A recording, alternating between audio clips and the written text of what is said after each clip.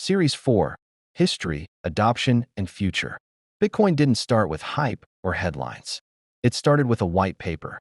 On October 31st, 2008, a mysterious figure named Satoshi Nakamoto published Bitcoin, a peer-to-peer electronic cash system. Just 9 pages long, this white paper proposed a radical new form of money, decentralized, borderless, and trustless.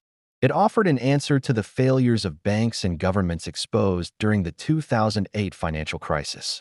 Then, on January 3rd, 2009, Bitcoin came to life. Satoshi mined the Genesis block, the very first block in the Bitcoin blockchain. Embedded in it was a hidden message. The time 03/Jan/2009 Chancellor on brink of second bailout for banks. This wasn't just a timestamp, it was a protest. A signal that Bitcoin was built as an alternative to traditional finance. In those early days, Bitcoin spread slowly. It wasn't traded on big exchanges or mentioned in the media. Instead, it lived on cryptography mailing lists and online forums like bitcointalk.org.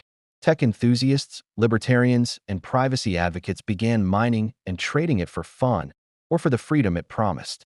At the time, Bitcoin was worth almost nothing. 1 Bitcoin could barely buy you a coffee, until one day, it bought 2 pizzas.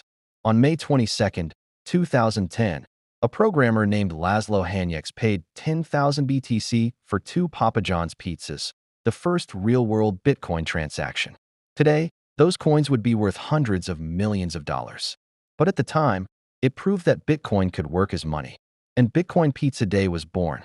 But Bitcoin's early journey wasn't all celebration.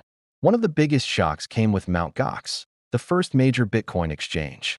By 2014, Mt. Gox handled around 70% of all Bitcoin trades worldwide. But then it collapsed. Over 850,000 BTC disappeared. The event shook the community and left many wondering if Bitcoin could recover. Yet, it did. Out of the Mt. Gox ashes, new institutions and infrastructure began to emerge. Over time, Bitcoin gained legitimacy. First came retail traders, then larger exchanges. Then institutions. In 2020, companies like MicroStrategy, Square, and Tesla started buying Bitcoin for their balance sheets. BlackRock and Fidelity followed. Suddenly, Bitcoin was no longer just for cyberpunks. Wall Street wanted in. As adoption grew, so did the price and the volatility. Bitcoin has gone through massive booms and brutal busts. From under $1 to $69,000, then back down. Each cycle has drawn in new believers and shaken out the unprepared. But over time, the trend has remained upward, driven by increasing scarcity, stronger security, and growing global demand. And now we ask, what happens when all 21 million Bitcoins are mined? That moment is expected around the year 2140. Miners will no longer earn rewards from block subsidies, only transaction fees. But by then, Bitcoin may be more than just digital gold.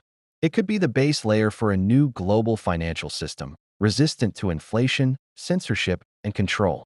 In this series, we have traced Bitcoin's past, from an idea in a white paper to a trillion-dollar asset. We have explored the milestones, the setbacks, the memes, and the magic. And we have only just begun. If you found this helpful, please like, subscribe, and share it with someone curious about Bitcoin. This is not financial advice, and for entertainment and educational purposes only. We would advise please always do your own fact-checking. Thank you for watching.